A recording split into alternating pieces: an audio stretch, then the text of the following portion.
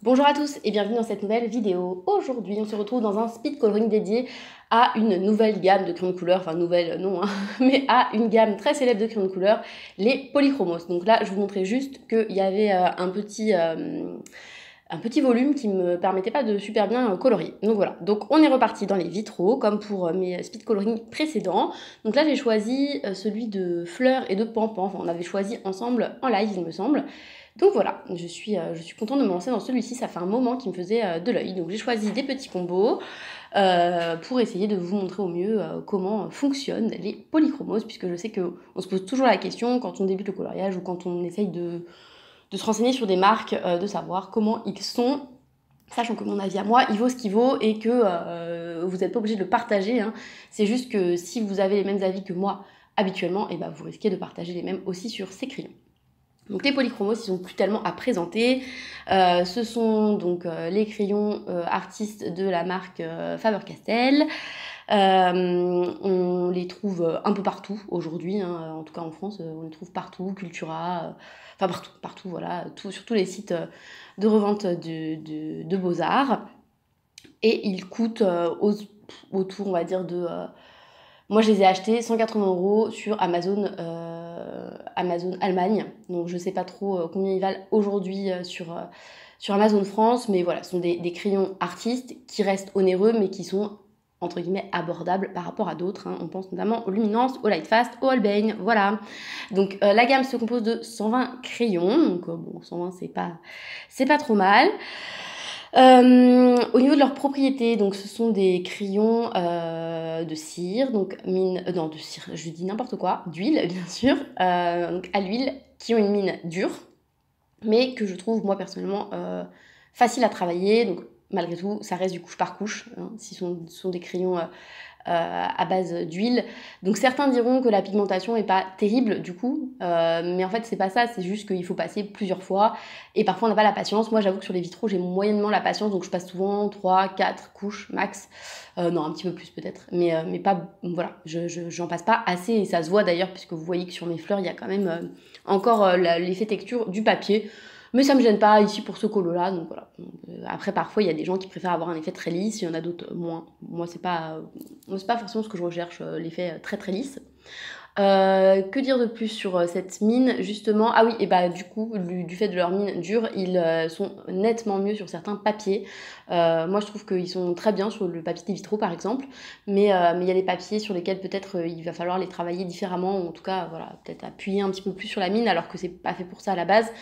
Mais voilà, moi j'aime bien les crayons à mine dure, donc forcément les polychromos, bah, ils me correspondent assez bien. Sachant que comme je mélange toutes mes gammes, c'est vrai que je vais rarement vers les polychromos parce qu'ils ont quand même un point faible sur lequel on reviendra plus tard. Et là, en les réutilisant, je les redécouvre et je me rends compte qu'ils sont vraiment super super chouettes.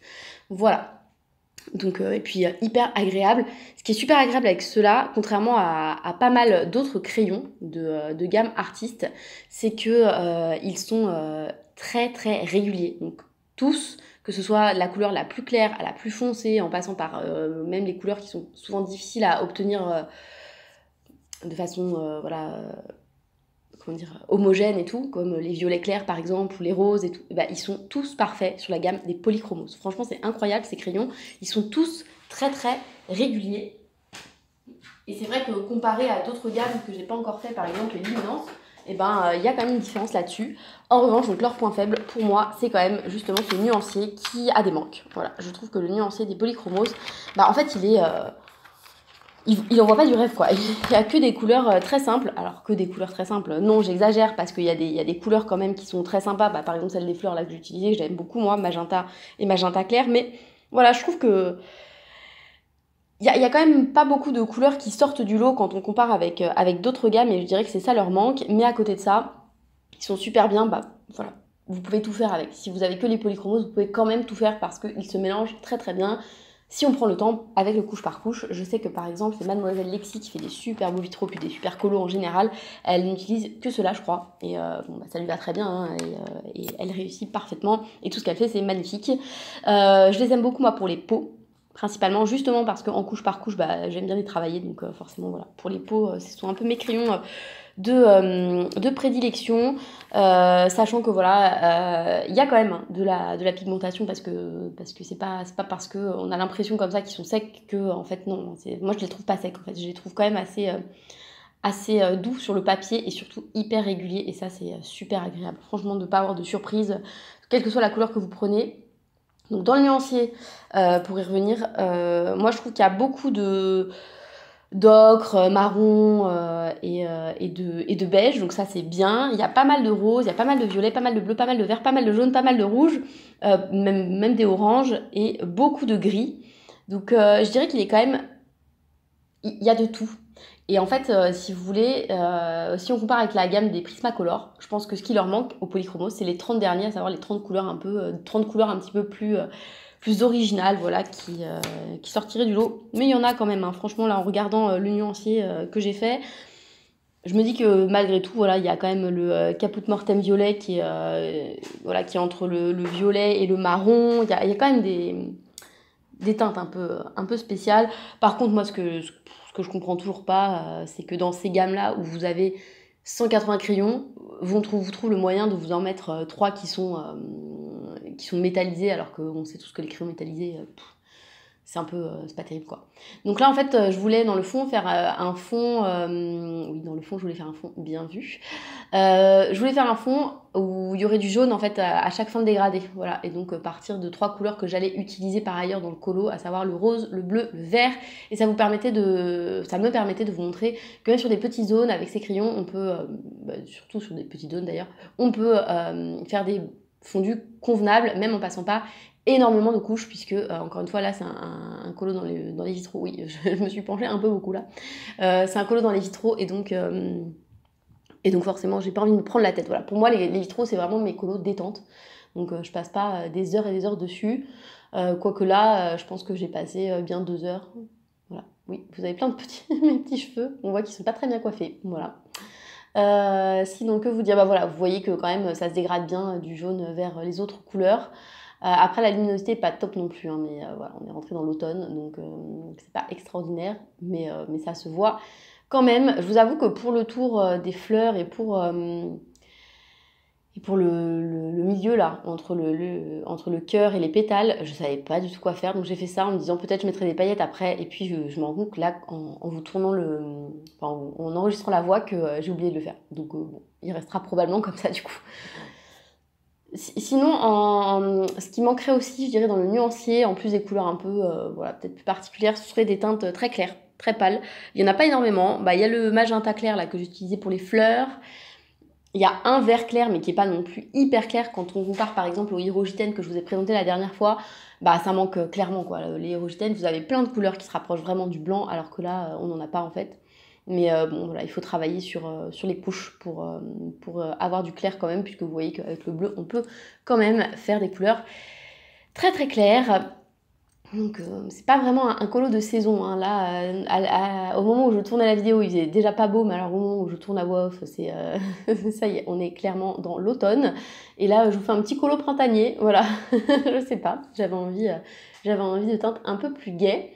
Mais je me suis quand même mis un petit challenge, hein, parce que pour les personnages, c'est quand même des zones assez grandes, dont un personnage noir. Et les polychromos, voilà, le noir, je vous avoue que je partais pas super confiante. D'ailleurs, je partais même pas pour faire ça avec le polychromos. Donc pour le tour, j'étais pas inspirée non plus. Enfin, pas inspirée, non, c'est pas inspirée, mais disons que j'ai pas envie de me lancer dans des trucs de folie non plus. Donc j'ai fait très simple. Là, vous voyez pas parce que j'ai pas bien cadré évidemment. Mais bon, l'idée est la même, hein, ça reste du vert dégradé. Et puis jusqu'au jaune, quoi. L'idée c'était de faire jusqu'au jaune. Donc je sais pas en combien de séquences j'ai tourné ça, parce que la plupart du temps j'avais mes enfants à la maison. D'ailleurs, je sais pas si vous allez pas voir leurs mains à un moment, parce qu'ils sont venus s'incruster. Je sais pas si j'ai réussi à les couper au montage ou pas. Donc ce sera la surprise. Donc, voilà. Bon, écoutez, je sais que les polychromos, ils ont été déjà présentés maintes et maintes fois, et que vous savez déjà à peu près tous quelles sont leurs propriétés, mais je me dis pour les gens qui débutent le colo, ça peut toujours être utile. Donc là, j'amorce mon Artistro, que j'avais déjà amorcé avant, Mais vous savez, les artistes, il faut bien les mélanger, il faut bien les... Voilà, il faut faire couler l'encre parce que sinon ça fonctionne pas très très bien. Et idem, je me rends compte que j'ai oublié de retracer les petites lignes noires, donc ça faudra que je le fasse parce que je trouve que ça fait quand même mieux fini. J'aime bien faire ça avec une petite touche métallisée, je trouve que pour le fond ça rend bien, voilà, ça fait comme un petit cadre, j'aime bien. Oui, là j'ai coupé et j'ai recommencé, voilà, j'ai été coupée dans mon élan, je ne sais pas à quelle occasion. C'est vrai que là, ce début de mois de novembre, il a été un peu... j'ai pas réussi à trouver vraiment un rythme entre la reprise et puis tout de suite on retourne sur le jour férié et tout. Je vous avoue que moi, je suis un peu déphasée là. J'ai du mal à savoir où j'en suis, mais bon, c'est pas... Voilà, hein. Je vais juste reprendre le rythme puisque de toute façon, maintenant, ça y est, c'est la vraie reprise, c'est terminé les vacances. Et voilà, donc ça c'est pour le tour. Moi je fais ça parce que je trouve que bah, c'est plus rapide aussi. Et puis ça me permet d'avoir un combo de moins à choisir parce que j'aime pas m'éparpiller et mettre trop de couleurs. Donc là au moins ça me permettait d'aller plus vite. Voilà, et donc c'est reparti. Et cette fois-ci on se lance dans les personnages. Donc les personnages, c'est vrai que ça me faisait un peu plus peur parce que pour les polychromos, le problème entre guillemets qui peut se poser, ce sont ces grandes zones. Parce que bah, tout simplement, vu que ce sont des crayons qui se travaillent au couche par couche, vous avez plus de chances de faire des traces. Donc c'est vrai que moi, je suis pas fan de ces crayons pour les grosses zones. Mais bon, après, vous voyez, vous allez voir, on peut le faire. C'est juste qu'il faut faire beaucoup de couches. C'est tout. Donc là, au départ, j'étais partie sur du drawing en me disant, de toute façon, je vais pas faire le noir au polychromos parce qu'il n'est pas assez pigmenté. Et puis rapidement, je me suis dit, mais c'est complètement débile parce que je leur fais un test et puis je leur montre pas le noir. Donc, c'est pas qu'il n'est pas pigmenté le noir, c'est qu'il faut repasser des couches, des couches, des couches, des couches, des couches, des couches et des couches. Je pense que si on compte sur cette zone entre le noir, le gris, le bleu, j'ai dû passer au moins 10 couches, mais, et c'est important de le soulever, le papier ne sature pas du tout. Je peux encore passer. Et franchement là, j'ai passé beaucoup de couches, mais je peux encore y aller. Franchement, il n'a pas saturé et c'est pas du papier de folie non plus, hein, ça reste du papier Hachette Rose. Donc pour moi quand même l'autre point fort de ces crayons, c'est qu'on peut reprendre. Tant qu'on ne blende pas avec un blender type Caran d'Ache à la cire, il n'y a pas de problème, vous pouvez y aller, on peut en faire des couches quoi. Donc voilà. Et je sais plus ce que je voulais dire, je voulais parler d'autre chose, et puis je me suis coupé la chic à moi-même, donc maintenant, écoutez, c'est pas grave, je retrouverai peut-être plus tard. Oui, si, je disais que c'était des crayons qui étaient très connus, mais moi je pars du principe que peut-être qu'il y a des débutants qui peuvent tomber sur cette vidéo et ça peut les aider, voilà, pour faire un choix, parce que c'est vrai que moi, quand j'ai commencé, j'ai apprécié tomber sur des vidéos qui présentaient différentes gammes de crayons et qui donnaient leurs avis, parce que on est perdu quand on commence, on sait jamais trop voilà, quoi acheter en premier lieu. Et quand j'avais regardé des premières vidéos, je sais plus les vidéos que j'avais regardées, bon déjà j'avais regardé beaucoup les vidéos de Morgane et de Stéphie, et c'est vrai que les polychromos revenaient dans le sens où j'avais l'impression que c'était plus ma façon de colorier, de faire du couche par couche, que du crayon gras. Et en fait à l'usage je me rends compte que oui, mon truc à moi c'est plutôt le crayon sec, je préfère leur texture. Et donc c'est pour ça, si vous préférez les Prisma, c'est évident que les polychromos ils vont vous paraître très secs et très compliqués à travailler, mais si vous voilà, si on aime les crayons à mine dure, voilà, ils sont vraiment super. Et je trouve qu'ils sont un peu pas sous-cotés, mais on en parle de moins en moins du fait que de plus en plus de personnes et les Luminance et Lightfast et beaucoup d'autres belles gammes. Moi la première, hein. Mais ces crayons, en fait on les oublie, mais ils sont quand même super. Enfin pour moi ils restent dans...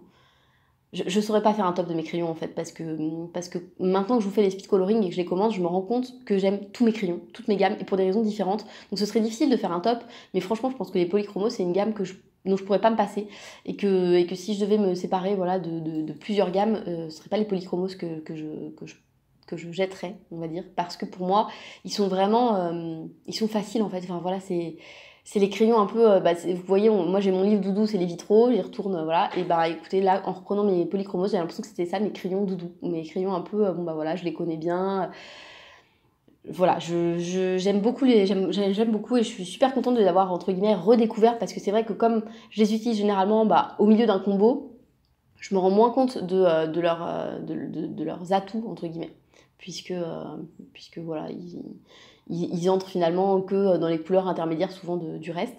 Donc là vous avez vu que j'ai gommé et ils se gomment super bien, ça me permet de vous le dire, voilà, ils se gomment hyper bien. Qu'est-ce que je voulais vous dire d'autre aussi sur... oui, que pour les grosses zones comme ça, bon, vous voyez, finalement, on s'en sort, hein, en faisant beaucoup, beaucoup de couches, on arrive à pas faire trop, trop, trop de traces, à quand même réussir à faire quelques effets et tout.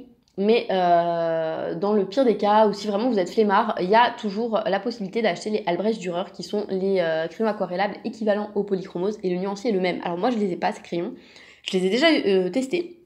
J'ai eu la chance de les tester, mais clairement, quand on a des Intense ou des muséums de Caran d'Ache, passer sur des Albrecht Dürer, c'est pas que c'est pas bien, parce qu'ils sont très bien ces crayons, mais c'est pas pareil. Voilà, c'est pas le même rendu.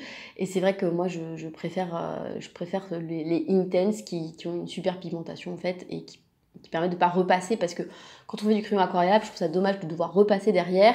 Donc voilà, mais sachez que pour ceux que ça intéresse et qui pensent faire des grosses zones mais qui n'ont pas envie de se prendre la tête avec ça, je pense que si j'avais acheté, si j'avais eu les Albrecht Dürer, que j'avais fait une sous-couche sur fleurs par exemple avec mes... Donc vous voyez que le soleil s'avance dangereusement. Que j'avais fait une sous-couche sur fleurs avec, et bah ça aurait rendu pas trop mal.